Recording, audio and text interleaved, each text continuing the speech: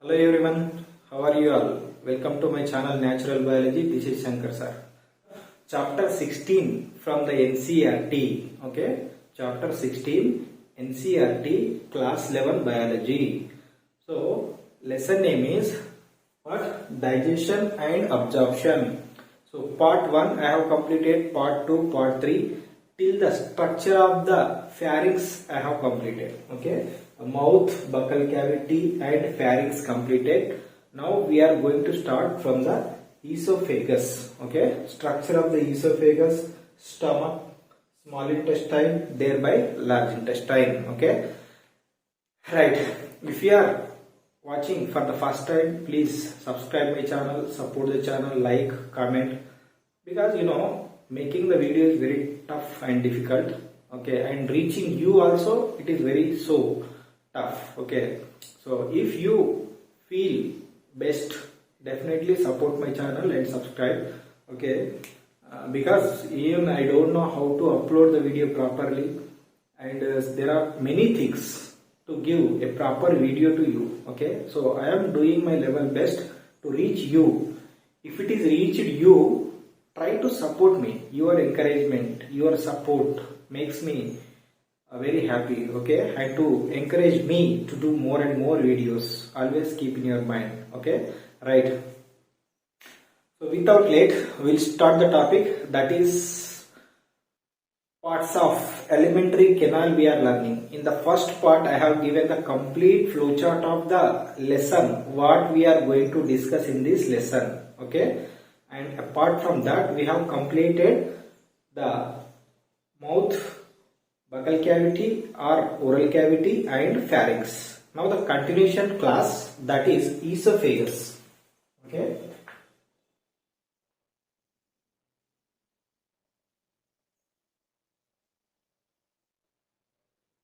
Right. So this writing part takes much time. That is why I will arrange the board beautifully before only, prior to the videos. Okay. If I am writing and explanation, it takes much time. The video become very lengthy. Okay. Right. So what is esophagus? Okay. Where it is located? Extend from what part to what part? Okay. Right. This esophagus is a long tube, a long narrow tube. Which type of tube? A long and a narrow tube of nearly the length of the esophagus nearly 20 to 25 centimeter. 20 to 25 centimeter in adult. No need to remember these centimeters also, just for our understanding. Okay, that it extends from pharynx. This is the area called pharynx, and this is stomach. Okay, the posterior pharynx to the superior border of the stomach, that is the extension of the pharynx. Okay, it extends from posterior pharynx, nothing but laryngopharynx. Okay, laryngopharynx to the superior border of stomach. Okay, it extends from the laryngopharynx to the anterior or superior border of the stomach. Okay, so what the esophagus is made? Esophagus is made up of 4 layers. Every digestive tract has 4 layers. We will discuss very neatly, clearly about the 4 layers of the digestive tract in the next class. Okay, but few things I will explain here. The inner wall of the esophagus is made up of smooth muscles. There are longitudinal and circular smooth muscles.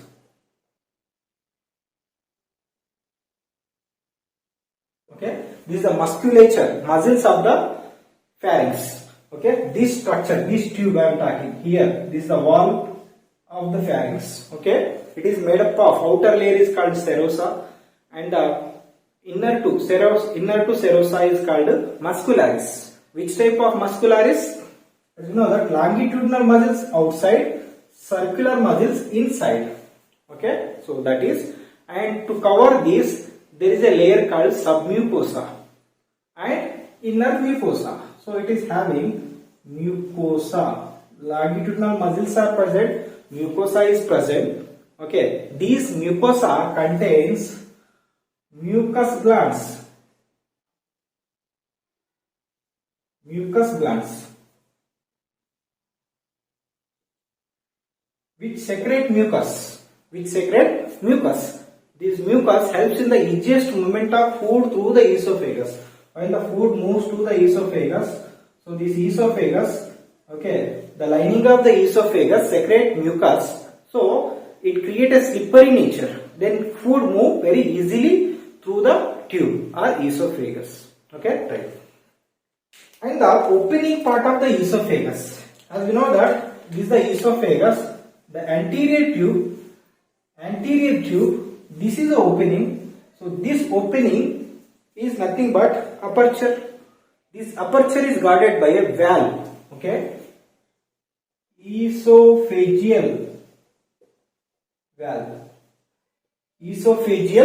valve.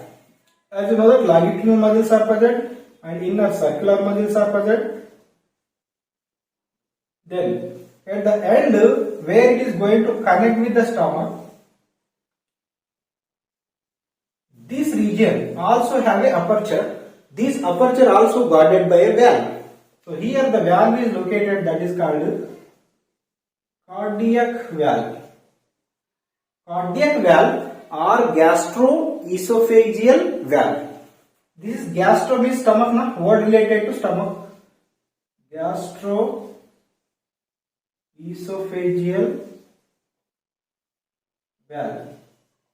Okay. The opening of esophagus contains esophageal valve, and the opening of esophagus into stomach is called cardiac valve or gastroesophageal valve. So this is important. Okay, remember the two valves.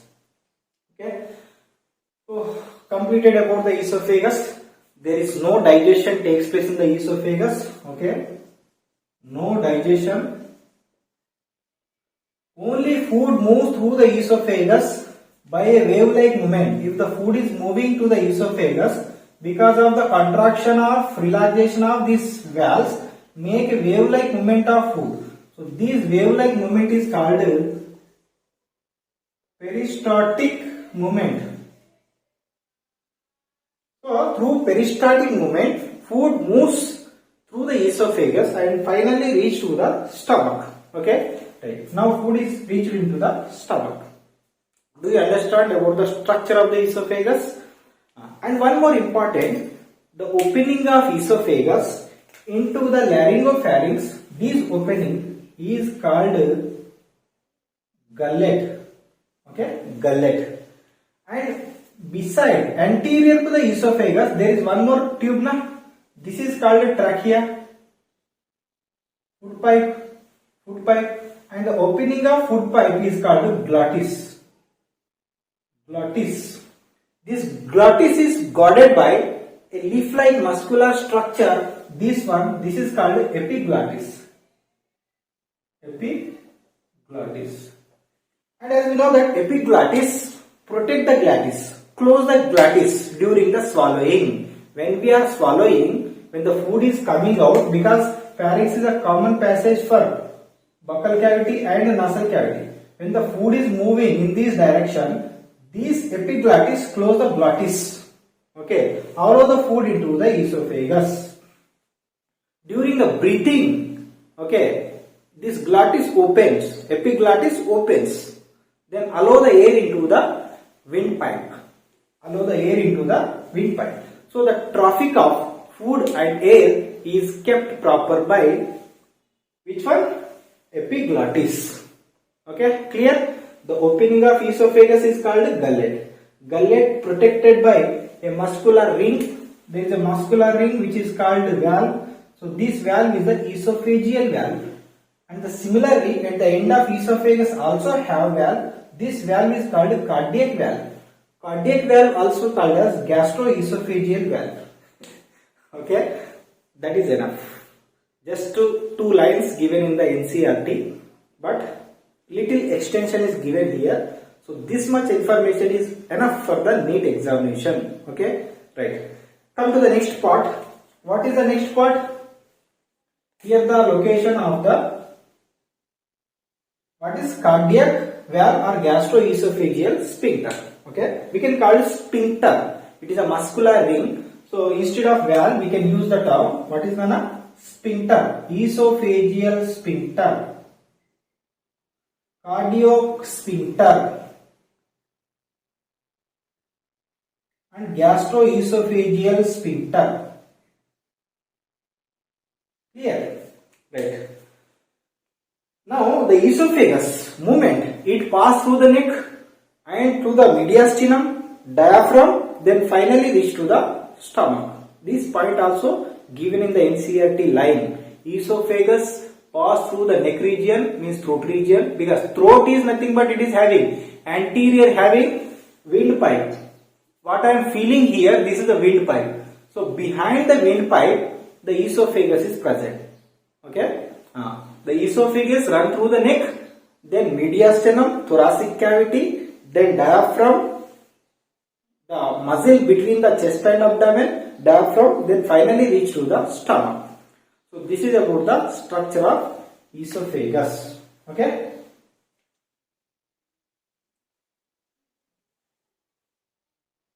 Come to the next part of the digestive tract, alimentary canal, that is stomach. What is this? Stomach. First location, where it is located. Okay, it is located left side of abdominal cavity. Okay, and below the diaphragm. Below the diaphragm. So this is the location. This is the abdominal cavity and this is the diaphragm. Just left to the abdominal cavity is the location of the stomach. That is enough. Okay, right. This is the location. If you talk about its size of the stomach, nearly 10 centimeters in length. How much? 10 centimeters in length, and in width nearly 13 centimeters in width. Okay, approximate values. Okay, no need to remember, no need to buy. Okay, just write. And it have two apertures, openings. Okay, as you know that if we talk about the stomach, this is the esophagus now, and here there is a opening. Okay, so here there is a opening called cardiac aperture, and it is a pyloric aperture. Pyloric aperture, cardiac aperture. As we know that aperture is guarded by valve. Aperture is guarded by valve or sphincter. Okay, here cardiac sphincter, as just we have spoke, cardiac sphincter. In the same way here pyloric sphincter. Aperture is guarded by sphincter, cardiac sphincter, pyloric sphincter. Right. The complete shape of the stomach, the body of the stomach is divided into three regions. Okay. The region which is near to the cardiac, so this area is called cardiac stomach. Cardiac stomach. And the remaining area, so this area is called fundus or fundic stomach. It is also known as body. Then the region very near to the duodenum, this region is called pyloric stomach. Okay, there are three regions as per the NCERT. Okay, in some books it is also mentioned like this is a cardiac stomach. Here this region is the fundic stomach, and this total is called body, and it is called pyloric. But we have to follow the NCERT only. Okay, so that is why there are three regions in the stomach. Okay, one is the cardiac stomach, one, and the two fundic stomach, and the 3 pyloric stomach. Okay, so this is about the structure of the stomach. Regions only we have to remember. That's all. Okay, right. And lining of the stomach contain mucous membrane. What it is present? Mucous membrane. Every lining, every wall of the digestive tract having 4 layers. Outer serosa and inner to outer. So below the serosa muscularis, then below the muscularis submucosa, and inner layer is called mucosa. I am talking only the mucosa of the stomach. When the stomach goes empty, no food, this mucosa shows many elevations and depressions, many folds. These folds are called gastric rugae. Okay, the folds of the mucous membrane in the stomach when the stomach goes empty are called gastric rugae. Okay, right. As you know that lining of the stomach also contain gastric glands. They produce gastric juice. Okay, that thing we will learn in the physiology of digestion. Here just we are talking about the structure of the stomach. A stomach is a sac-like structure, okay, bag-like, pouch-like structure, okay, of 3 regions: pyloric stomach, fundic stomach, and cardiac, fundic, and pyloric stomach. And it is guarded by 2 sphincters. The opening is called cardiac sphincter and the end having pyloric sphincter. Okay, so this is about the structure of the stomach. Okay, in cattle, because one word we have to remember, why cattle are called ruminants. As we know that cattle are called ruminants. In the stomach of the cattle, there are 4 chambers are present. Chambers, okay. One is the rumen. What is that? Rumen, reticulum, omasum, abomasum. So because of this presence of rumen, okay, they are called ruminants. Okay, rumen, nothing important. Okay, just we have to remember because we don't know. So some questions may be framed. What is the stomach? Why the cattle are ruminant? Or how many chambers in the stomach? 4 chambers. Okay, rumen, reticulum, omasum, abomasum. Okay, so this is the stomach of the cattle. Okay, right. These are ruminants. Hence they are having the 4 chambers because they eat the grass. They have to digest the cellulose. Okay, so such modifications are done in the stomach. Right. Next we will move to the next part of the alimentary canal, that is small intestine. Okay.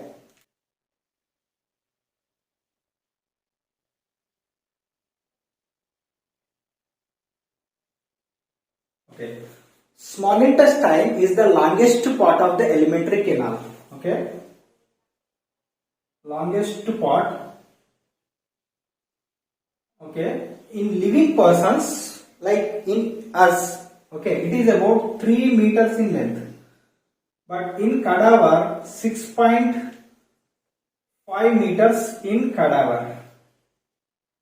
Cadaver nothing but after the death. Okay, it extends because smooth muscles lose its tonic nature, contraction nature. That is why it will be extended. 6.5 meters in the cadaver, whereas in living beings it is about 3 meters in length. Okay, and it is the longest part of the alimentary canal. This point is important. Okay, so longest part of the alimentary canal.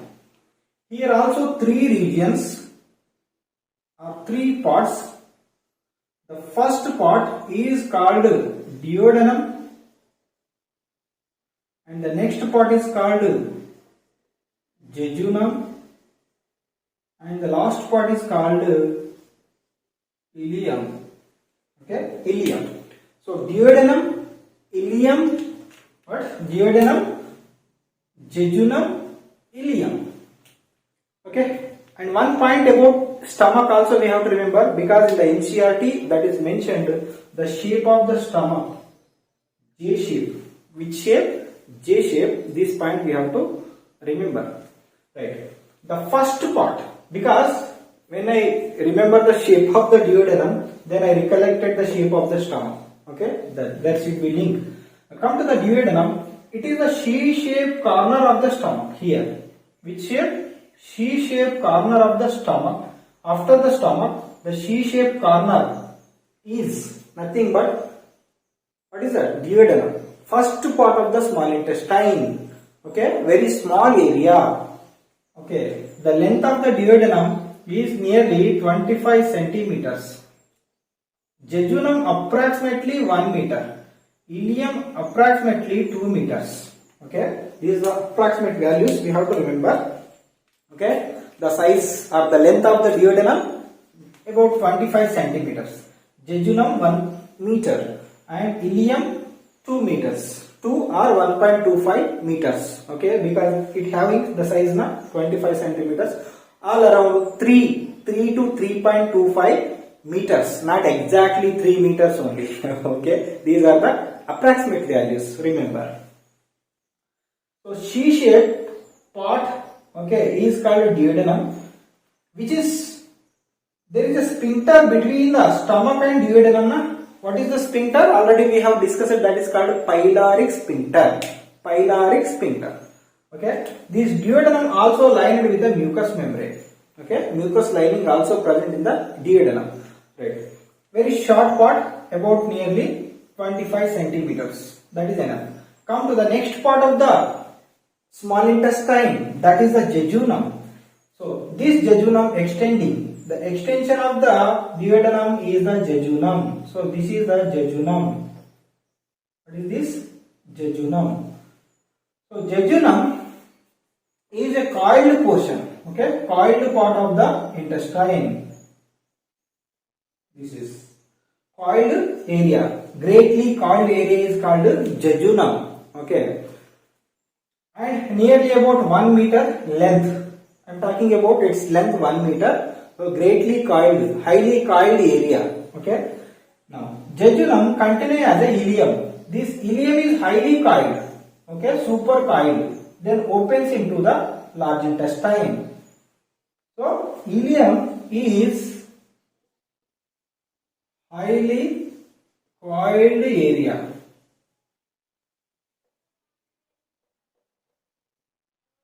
Highly coiled area. Okay, and this one also coiled area. Okay, coiling means nothing but folding. They have many folds. Okay, and much folds are in the ileum. Okay, and in jejunum and ileum, there are many projections are present in the intestine. If I am taking this portion, this is the portion of small intestine. This small intestine shows the wall of the alimentary canal. Okay, shows many elevations. These elevated area are called villi. Okay, there are finger-like projections present in the small intestine. They are called villi. They help in absorption. Okay, their number is more in jejunum and ileum. Jejunum and ileum, number of villi are more for more absorption. Okay. So this is about the what small intestine. So that is enough. Okay, the points which are given here, so that are enough. Small intestine. Small intestine is the longest part of the alimentary canal, nearly about 3 meters in living persons and about 6.5 meters in cadaver. Okay, and there are 3 parts in the small intestine. One is the C-shaped part. Okay, where the hepatopancreatic duct opens. A duct which is come from the liver, a duct which is come from the pancreas, common bile duct, hepatopancreatic duct. Hepatopancreatic duct opens into the duodenum. So duodenum is receiving digestive juices from the liver and pancreas. Okay, that is important. Come to the next part of the duodenum. Okay, next part after the duodenum, that is jejunum. It is a coiled area of the small intestine, nearly about 1 meter length. Then highly coiled area is called ileum, which is going to connect with the large intestine. The opening between this ileum and large intestine guarded by a valve. This valve is called ileocecal valve or sphincter. Ileocecal valve or ileocecal sphincter. Okay, we can write the sphincters.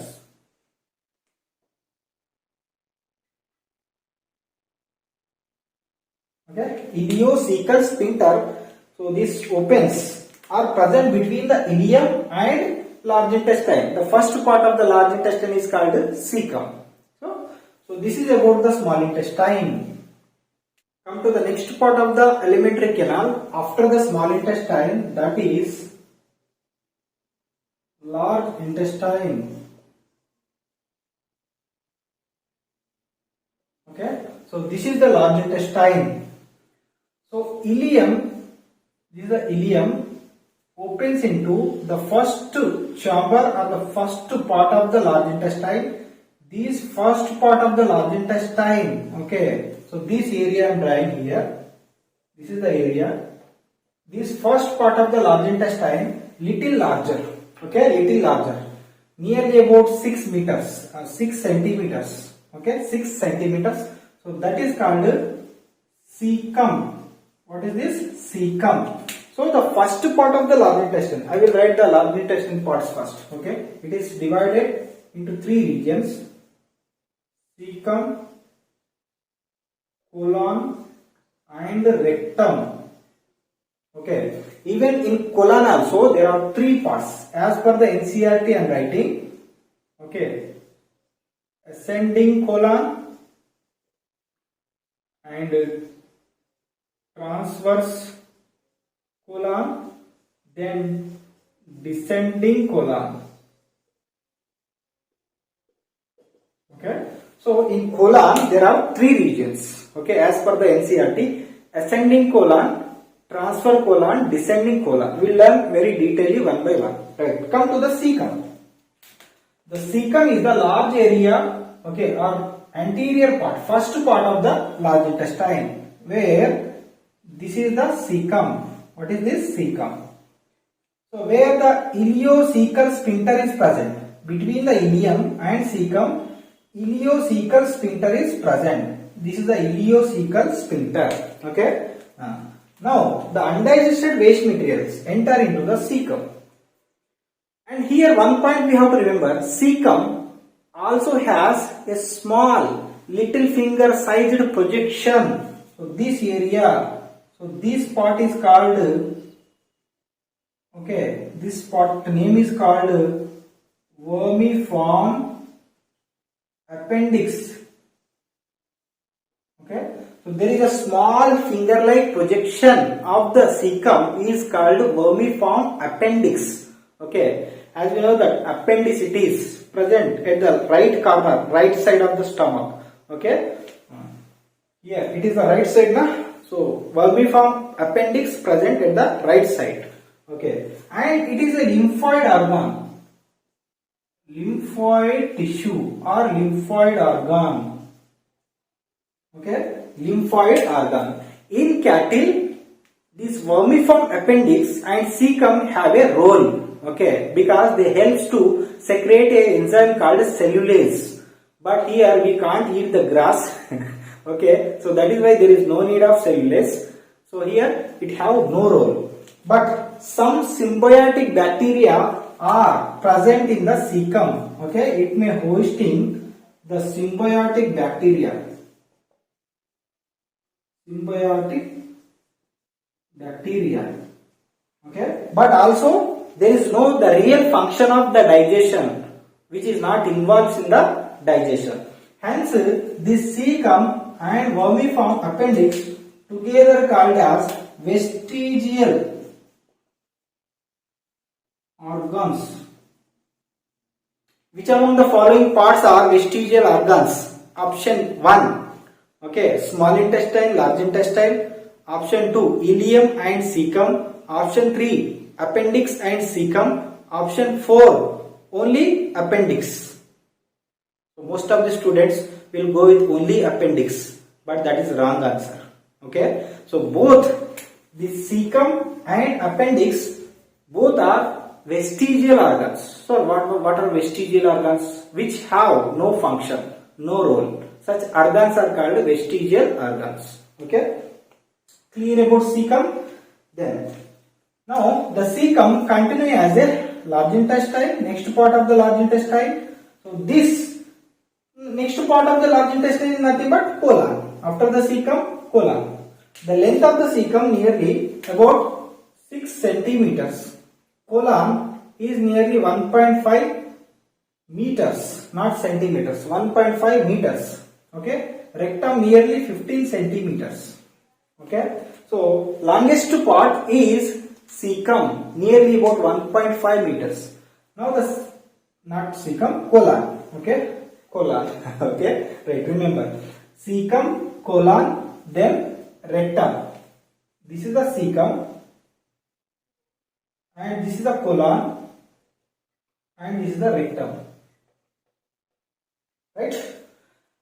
Now colon shows 3 regions. This region is called ascending colon, and horizontal area, this is called transverse colon, and downward is called descending colon.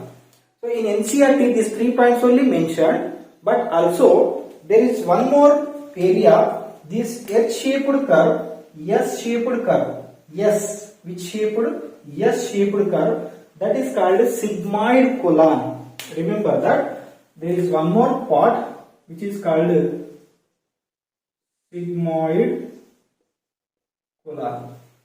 Okay, sigmoid colon. Okay, continue with the rectum. So ascending colon, right, ascending, coming towards the liver, then transverse below the pancreas, then descending, okay, coming downwards, left side, descending downward colon. Then finally last part is called S-shaped sigmoid colon. Okay, so these are the parts of the colon. And this colon shows nearly 3 longitudinal bands of muscle fibers. How many? 3 longitudinal muscle fibers are present. Okay, from cecum, 1, 2, 3. 1, 2, 3. So 3 longitudinal bands of the muscle fibers, they are called tinea coli. Okay, tinea coli. 3 muscle fibers run parallel to the colon. So these are called tinea coli. This point is important. At some regions, at regular intervals, these muscle fibers contracted. Okay, gets contract. At the contraction area, we can see the bulged area. Okay, if it is a muscle fiber, okay, and this is the colon. If it is contracted in this region, then it gets down. Okay, it making a pouch-like structure. This bulged pouch-like area, and this is the area, is called haustra. Haustra is formed by contraction of the muscles. Okay, makes the pouch-like structures. As we know how when we squeeze the cloths, how it gives the pouches or bulged areas. That is called haustra. Okay, haustra. And there are 2 major curves of the colon. This corner, right side corner, where the ascending colon and goes to transfer colon. Where the ascending colon connect with the transverse colon, there is a curve. So this curve is called hepatic flexure. We can call it hepatic flexure. Hepatic flexure, nothing but curve. This curve is called hepatic flexure. Come to the transverse colon is going to end or connect with the downward descending colon. Transverse colon and descending colon. This curve is called splenic flexure or right colic flexure, left colic flexure. Right colic flexure, left colic flexure. Hepatic flexure, splenic flexure. That is enough, and no need to remember, which is not mentioned in the NCERT. Not mentioned in the NCERT in the sense just we should have a knowledge on the concept. That is important. Okay, right. Completed colon. Then come to the last part. So this area is called rectum, nearly about 15 centimeters. Okay, and here in the large intestine there is no digestion because the 100% digestion occurs in the small intestine only. 100% digestion and absorption. 100% digestion and absorption occurs in the small intestine only. Okay, this point is important. No digestion in the large intestine, but absorption of some water and minerals takes place in the large intestine. Then the undigested food, after squeezing the water and minerals, that waste food gets stored in the rectum here. Okay, until it will be removed or it will be discharged. Okay, so that food, undigested waste, is known as feces or fecal matter. Feces or fecal matter. Okay, now the rectum is continuing as a small anal canal. This is the anal canal. Then final exterior opening is called anus. What is that? The last opening is called anus. Anus also have two sphincters. Two anal sphincters are present. Okay, here it is the anus, anal canal, and this is the anus. Here two sphincters are present. Okay, right. The upper sphincter, this is the upper sphincter, and this is the lower sphincter. Upper sphincter, involuntary in nature. Which nature? Involuntary.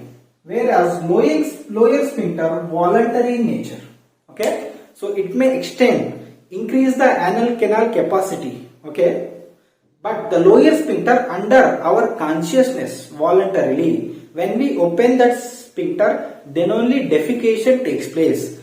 The passage are releasing that waste material, undigested food, feces into exterior outside the body by the way of anus. Okay, by the way of anus, this waste will come out now. So this is called feces or fecal matter, and that process called defecation or egestion. What is that? Defecation or egestion. Okay, right. So far we have learned about the parts of the digestive tract. One more important bit, need point of view, Peyer's patches. Where Peyer's patches are located. Peyer's patches are found in the small intestine, at the base of the villi, okay, in the mucous membrane. Small lymphoid parts, lymphoid tissues are called Peyer's patches, which protect us from the infections. Okay, antibodies will be produced by these Peyer's patches. So this point also important. Okay, right. Hope you understand about the structure of the alimentary canal. First video, once you watch alimentary canal, accessory organs, teeth, tongue, palate, we have completed, and digestive glands. So in the next class we will discuss about different types of digestive glands. Okay, so hope you understand about the parts of the digestive tract. Once have a quick review. Mouth, the entry point, then the buccal cavity or oral cavity, then next part pharynx, esophagus, stomach, small intestine, large intestine, rectum, anus. Okay, understand? Right, nothing much to say. So thank you for watching, your patience listening. Support my channel. Okay, support my channel, encourage me, okay, by giving your likes, comments. Thank you.